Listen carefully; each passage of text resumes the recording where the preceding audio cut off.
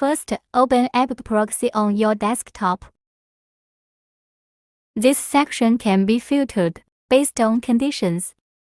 If you do the screening, click Search will get the target IP. These IP addresses are all available. Select an IP address at random. All the ports that appear are available. Which port you choose is up to you. The screen above shows that extraction is successful. Click on the Today list. Go ahead and click on the Port Forward list at the bottom left. Find the IP of your choice and click Copy. Open up the Bit browser. Click on the browser window. The window name can be arbitrarily named.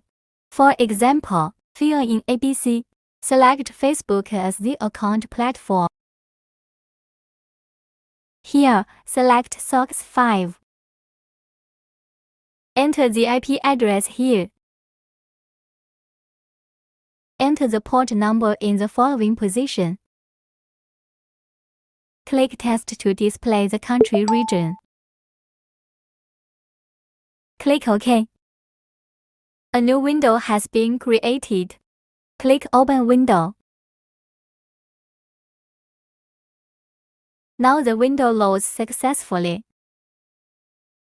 Click on the red box. Create a new window to use.